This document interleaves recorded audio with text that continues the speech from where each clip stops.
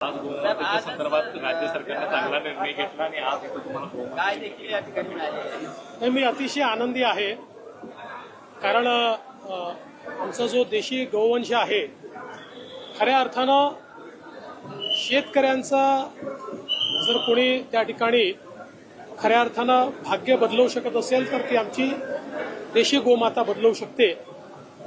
आणि देशी गोमाता अशी आहे की जी जन्मापासनं तर शेवटपर्यंत केवळ आपल्याला देत जाते. आणि म्हणूनच आज त्या संदर्भातला निर्णय माननीय मुख्यमंत्र्यांच्या नेतृत्वात आम्ही घेतला. आणि एवढंच नाही तर गोशाळांना देखील देशी गोवंशाकरता 50 रुपये प्रति गाय अनुदान देण्याचा निर्णय आम्ही घेतला. आणि मला अतिशय आनंद आहे की कणेरी मठामध्ये आल्यानंतर परमपूजनीय अदृश्य काळसिद्धेश्वर स्वामी महाराजांनी मला गोपूजनाची त्या ठिकाणी संधी दिली आणि त्यानंतर सांगितलं की जे गोपूजन करतात त्यांनाच आम्ही गाय देतो. मला असं वाटतं अतिशय भाग्याचा दिवस.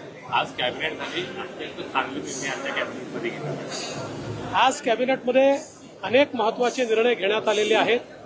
महाराष्ट्राला विकसित करण्याकरता, महाराष्ट्रातल्या विविध समाजांच्या आशा आकांक्षा पूर्ण करण्याकरता अनेक महत्वाचे निर्णय आम्ही घेतलेले आहेत.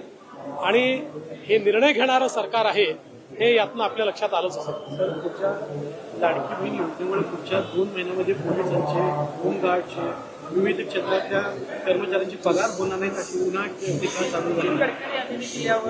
बिलकुल नाही. बघा, गडकरी साहेबांची एक बोलण्याची स्टाईल आहे. तुमच्या माहितीकरता सांगतो, उलट आजच आम्ही होमगार्डचे जे पैसे आहेत त्यांना जे भत्ते मिळत होते ते दुप्पट केले. आणि महाराष्ट्रामध्ये आमच्या विरोधकांनी अशा प्रकारे संभ्रम पसरवण्याचा प्रयत्न केला, पण आम्ही बजेटमध्येच व्यवस्था केलेली आहे. ही योजना बजेटच्या बाहेरची नाही. बजेट मांडताना ती योजना आम्ही त्याच्यात टाकलेली आहे. जेवढ्या आमच्या योजना आहेत त्या योजना बजेटमध्येच आहेत. त्यामुळे पगाराकरता प्रॉब्लेम नाही, इतर योजनांकरताही प्रॉब्लेम नाही, विकासाकरताही प्रॉब्लेम नाही. हे सगळे पैसे वेगवेगळ्या प्रकारे ठेवलेले आहेत. आता विरोधकांच्या पोटात जरा जोरात दुखायला लागल्यामुळे ते रोज संभ्रम फैलवतात की आता हे बंद होणार, ते बंद. काही बंद होणार नाही, सगळं चालणार. मराठा आरक्षणाच्या संदर्भातलं जे अहवाल होते ते अहवाल सुद्धा आता तुम्ही स्वीकारला आहे. आणि समितीची बैठक सुद्धा होती. मात्र जरांगे पाटीलांनी आरोप केलाय थेट अमित शहाच्या होते, त्यांनी आता या भानगडीत पडू नये असं आहे की त्यांना काय आरोप करायचे आहेत त्यांना करू द्या, पण मराठा समाजाला न्याय मिळण्याच्या दृष्टीने आमचं सरकार सातत्याने कार्यरत आहे. आज अण्णासाहेब पाटील आर्थिक विकास महामंडळाच्या माध्यमातून 1 लाखपेक्षा जास्त मराठा उद्योजक आम्ही तयार करून दाखवले. सारथीच्या माध्यमातून IAS, IPS, MPSCतले विद्यार्थी आम्ही त्या ठिकाणी करून दाखवले.